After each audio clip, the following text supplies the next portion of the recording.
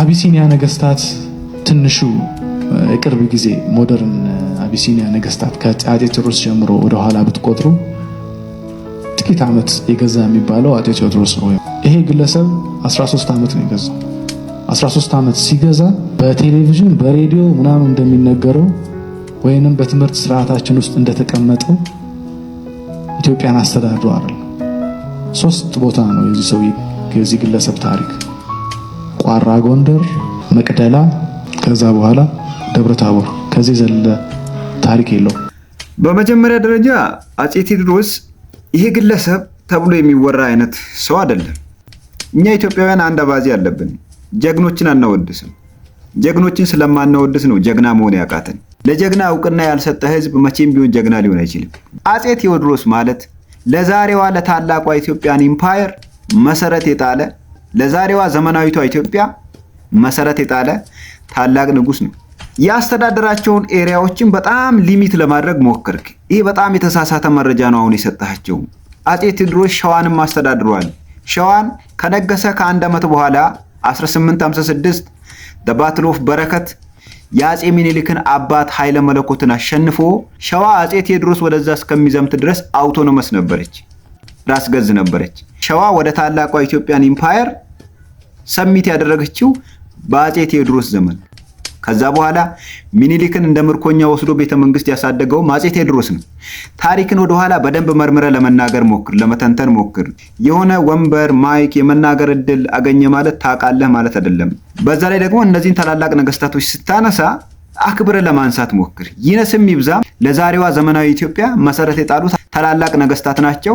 ስለ አፄ ዮሐንስም ያለውን ሰምተን እንመለስ። ዮሐንስ ወይም ካሳ ምርጫ 17 ዓመት ኢትዮጵያ ገዛ ተብሎ ይነገራል። የተቆጣጠራቸው መሬት ባህረ ነጋሽ፣ የዛሬዋ ኤርትራ፣ ትግራይና አንድ ሁለቴ ብቻ ወሎ አካባቢ መጥቷል። ሸዋም አንዴ መጥቷል። በቃ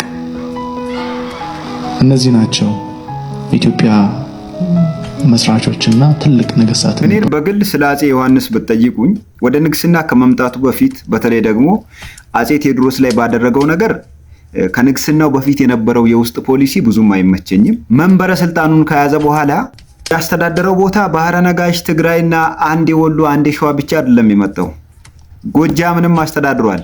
ፕላስ ደግሞ ሸዋ ስንመጣ የሊጬን ስምምነት ማንሳት እንችላለን። ከማን ጋር ያደረገውን? ከሚኒሊክ ጋር ያደረገውን።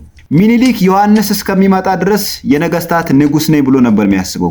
ዮሐንስ ወደሱ ሲመጣ ግን የነገስታት ንጉስ የሚለውን ታይትሉን ድሮፕ አድርጎ የሸዋ ንጉስ ብቻ የምትለዋን ወሰደ፣ ለዮሐንስ ገበረ።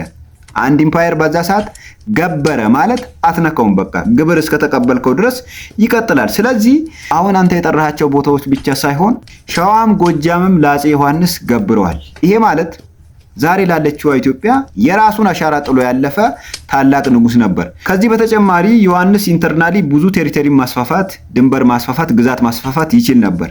ግን በዛ ሰዓት እንደ ዮሐንስ ታይም ኢትዮጵያ በውጭ ጠላቶች የተከበበችበት ታይም አልነበረም።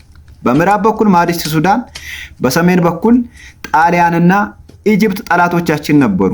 ከነሱ ጋር ፋይት እያደረገ ነው ዘመኑን የጨረሰው።